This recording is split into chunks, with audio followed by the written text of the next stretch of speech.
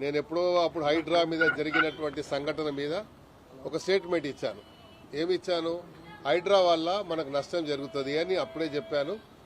నేను ప్రభుత్వ పెద్దలకు కూడా కొంతమంది చెప్పాను. కేటీఆర్ గారికి నేనేమన్నా క్లీన్ చీట్ సర్టిఫికేట్ ఏమి ఇవ్వలేదు.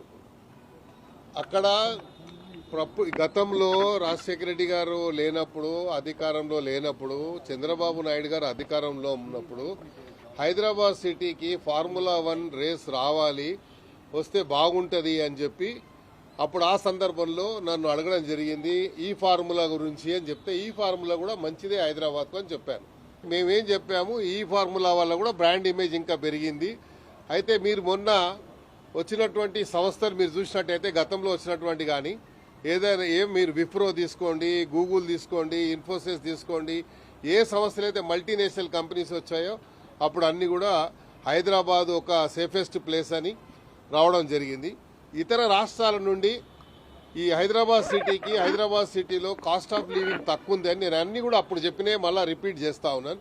కాస్ట్ ఆఫ్ లివింగ్ తక్కువ ఉంది, ఇది ఒక సేఫెస్ట్ సిటీ, అన్ని వెదర్ వైజ్గా, కల్చర్ వైజ్గా అన్ని రకాలుగా హైదరాబాద్ సిటీ ఒక మంచి సిటీ అనే ఒక భావనతోని, అదేవిధంగా హైదరాబాద్లో కాస్ట్ ఆఫ్ లివింగ్ తక్కువ ఉంటుందని ముంబైలో స్థిరపడిన వాళ్ళు కూడా హైదరాబాద్ సిటీకి వచ్చి స్థలాలు కొనుక్కొని వాళ్ళు ఇక్కడ సెటిల్ అయిపోయారు.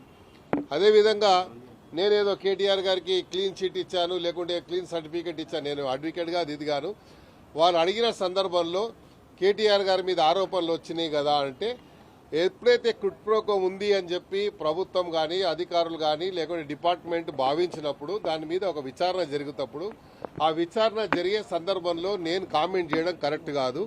ఎందుకంటే అది సబ్జుడిస్ అవుతుంది కాబట్టి కోర్టులో ఉంది, అదేవిధంగా మరి యాంటీ కరప్షన్ కేసులో ఉంది, అదేవిధంగా ఈడీ కోర్టులో ఉంది కాబట్టి వాళ్ళు త్వరలో తేలుస్తారు. తెలిసిన తర్వాత అది ఎవరు మరి ఇందులో నేరస్తుడు అనేది తేలుస్తారు, తప్పకుండా అది బయటకు వస్తుంది.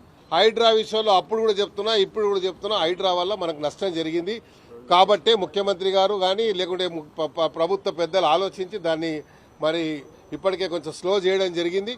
అయితే స్లమ్లలో ఉన్నటువంటి వారికి ఇంకా అనుమానం ఉంది కాబట్టి అది నివృత్తి చేయటువంటి బాధ్యత మన పైన ఉందనే విషయాన్ని చెప్పాను. హైడ్రా విషయంలో సార్ ఎక్కడైనా ఇబ్బంది ఉన్న చోట ఎక్కడన్నా కానీ ఎక్కడ ఎఫ్టీఎల్ ఉన్న ప్రాంతం కానీ లేకుంటే చెరువులు అన్యాక్రాంతమైన చోట కానీ వాళ్ళు చేయమని చెప్తున్నారు. కామన్ ప్లేస్లలో ఎవరు ఇల్లు కట్టుకోమని కాంగ్రెస్ నాయకులని మీరు బదలాం చేయకండి. ఏం చెప్తున్నారు, ఎక్కడైతే చెరువులు అన్యాక్రాంతమైనవో లేకుంటే బఫర్ జోన్లలో ఇల్లు కట్టుకున్నారో ముఖ్యమంత్రి గారి ఆలోచన కూడా అదే. బఫర్ జోన్లో మూసీ నదిని మరి సుందరీకరణ చేయాలని చెప్పి వద్దని ఎవరైనా అంటారా?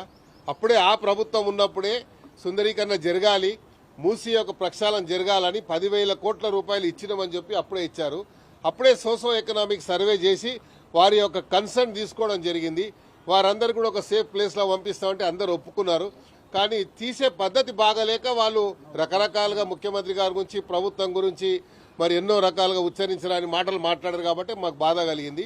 ఇప్పటికైనా మూసి ఎప్పటికైనా ప్రక్షాళన జరగాలి. ఎందుకంటే హైదరాబాద్ ఒక హిస్టారికల్ ప్లేస్ కాబట్టి, హైదరాబాద్ ఒక చారిత్రాత్మకమైన ప్లేసు. సాలార్జంగ్ మ్యూజియం మనకు మూసీ నదికి ఆనుకొనే ఉంది. మరి హైదరాబాద్లో ఉన్నటువంటి తెలంగాణ హైకోర్టు మూసీ నదికి ఆనుకొనే ఉన్నది. ఉస్మానియా హాస్పిటల్ మనకు హైదరాబాదు దానికి మూసీకి ఆనుకొనే ఉన్నది. మరి అదేవిధంగా అక్కడ ఉన్నటువంటి సిటీ కాలేజు మూసీకి ఆనుకొనే ఉన్నది. చార్మినార్ మూసీకి ఆనుకొనే ఉన్నది. ఇక్కడ గోల్కొండ ఇంచుమించు మూసీకి ఆనుకొనే ఉన్నది. హైదరాబాద్కు మరి ఎప్పటి నుండో వచ్చినటువంటి 2 ఏదైతే డ్రింకింగ్ వాటర్ సోర్సెస్ ఉన్న ఉస్మాన్ సాగర్, హిమాయత్ సాగర్, మూసీ మరి పక్క నుంచే ఉన్నాయి కాబట్టి మూసీ ప్రక్షాళన జరిగితే అందుకని ముఖ్యమంత్రి గారు ఆలోచించి సౌత్ కొరియాకు ఒక టీం పంపించి సౌత్ కొరియా నగర నడిబొడ్డు నుండి మురికి కాలువ పోతుంది. ఆ మురికి కాలువని మరి సుందరీకరణ ఎలా జరిగింది, దానివల్ల పెద్ద ఎత్తున దేశవ్యాప్తంగా ప్రపంచవ్యాప్తంగా టూరిస్టులు పోతున్నారు ఆలోచించి ఇక్కడ నుంచి ఒక మరి ప్రత్యేకమైనటువంటి బృందాన్ని పంపించి ముఖ్యమంత్రి గారు దాని మీద ఒక యాక్షన్ ప్లాన్ తయారు చేశారు. కాబట్టి అదే చెప్పాను, మూసీ ఎప్పటికైనా ప్రక్షాళన జరగాలి. జరిగితే తప్ప హైదరాబాద్కు మంచి పేరు రాదు. హైదరాబాద్ నగరం నడిబొడ్డున ఉన్నటువంటి ఆ మూసీని ప్రక్షాళన చేయాలనేది అందరి కోరిక. మేము ఫార్ములాకి సంబంధించి కేటీఆర్ మాట్లాడినటువంటి కామెంట్స్ హైదరాబాద్ బ్రాండ్ ఇమేజ్ పెంచడానికి నేను చేశానంటున్నారు. సేమ్ ఆయన లాగానే మీరు కూడా హైదరాబాద్ బ్రాండ్ ఇమేజ్ కేటీఆర్ వచ్చినాకనో బీఆర్ఎస్ పార్టీ వచ్చినాక రాలేదు. అది కూడా చెప్తాను. హైదరాబాద్లో మీరు చూసినట్టయితే outer ring road Rajasekhara Reddy గారు ఉన్నప్పుడు ఔటర్ రింగ్ రోడ్ వేసాము. అదేవిధంగా ఎన్నో మల్టీనేషనల్ కంపెనీస్ వచ్చాయి. అదేవిధంగా చంద్రబాబు నాయుడు గారు ఉన్నప్పుడు మరి ఫార్ములా 1 రేస్ రావాలని చెప్పి అప్పుడే మరి సిటీ కాలేజ్ దగ్గర మరి అక్కడ అప్పట్లో దాన్ని ల్యాండ్ ఐడెంటిఫై చేయడం జరిగింది. అప్పటి నుంచి హైదరాబాద్కు ఒక బ్రాండ్ ఉంది. కానీ ఇది అడిషనల్గా యాడ్ అవుతుందని చెప్పాను నేను. ఈ ఫార్ములా వస్తే ఫార్ములా వస్తే అడిషనల్గా యాడ్ అవుతుందని చెప్పాను తప్ప దాన్ని వక్రీకరించి అంటే తప్పు ఏం లేదు. ఈ ఫార్ములా వచ్చిన వాళ్ళు తప్పు ఎవరు ముఖ్యమంత్రి గారు కూడా ఎవరు అంటలేరు. అన్న జరిగిన కుట్ప్రోకో గురించి అలా జరిగిన అవినీతి గురించి మాట్లాడుతున్నారు. ఆ అవినీతి గురించి అడుగుతుంటే అది పక్కన పెట్టి బ్రాండ్ బ్రాండ్ బ్రాండ్ అని చెప్పి సొంత డప్పు కొట్టుకోవడం కరెక్ట్ కాదు. మేమేమంటున్నాం అలా అవినీతి జరిగింది అని ప్రభుత్వం చెప్తుంది, అధికారులు చెప్తున్నారు. డబ్బులు ట్రాన్స్ఫర్ అయినట్టుగా చాలా ట్రాన్స్పరెంట్ గా ఉన్నాయి. అది ఎలక్షన్ కోడ్ ఉల్లంఘించి చేసిన అనేది మా అందరి యొక్క ఆరోపణ. విషయం చెప్పండి, ఈ రోజు మూసీ ప్రక్షాళన విషయంలో, సుందరీకరణ విషయంలో అక్కడ ఉన్న నిర్మాణాలు తొలగిస్తే మాత్రం ఖచ్చితంగా అడ్డుకుంటాం. బఫర్ జోన్ సార్, ఇప్పుడు బీజేపీ వాళ్ళు ఏమైనా కంటి తొడుపు చర్య కింద ఒక్కరోజు పండుకున్నారు. పండుకోవడానికి ఏం చేశారు? పోకముందే ఆ రూమ్లలో ఏసీలు పెట్టించుకొని ఆ బెడ్లు వేసుకొని కొత్త బెడ్లు వేసుకొని ఆ ప్రజలు ఎట్లా పండుకుంటారు అట్లా పండుకుంటే అప్పుడు వీళ్ళు నిజంగా చిత్తశుద్ధి ఉంది అని మేము అనుకునే వాళ్ళం. కంటి తోడిపోయి ఒక ముసలి కన్నీళ్లు కాల్చి అక్కడ పోయి ఈటీల రాజేందర్ రోజు వేపపుల్లతోనే ముఖం తోడుకుంటుడా? మీరు చెప్పండి.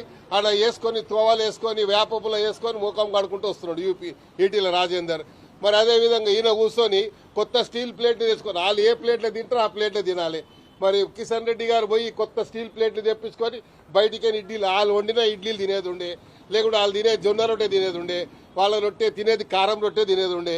అట్లా చేయకుండా ఒక 300 మంది ముందే ఇళ్ళలో పోయి ఇండ్లు తీసుకొని ఆ ఇండ్లు అంత క్లీన్ చేసుకొని అందులో ఏసీలు ఫిట్ చేయించుకొని అన్ని ఫిట్ చేయించుకొని పోయి ఎవరిని మరి మీరు మభ్య పెట్టడానికి ఎవరిని మరి తప్పుదో పట్టించిన ప్రయత్నం చేస్తారు. కాబట్టి మీరు మీ రాజకీయ పబ్బం గురించి మీరు చేసే ప్రతి డ్రామా అందరు చూస్తున్నారు. మూసీ ప్రక్షాళన జరగాలనేది సంకల్పం ఉంది అందరికీ. ఎందుకంటే హైదరాబాద్ యొక్క బ్రాండ్ ఇంకా పెరుగుతుంది. హైదరాబాద్కు ఉన్నటువంటి ఇది ఇమేజ్ ఇంకా పెరిగేటువంటి అవకాశం దాదాపు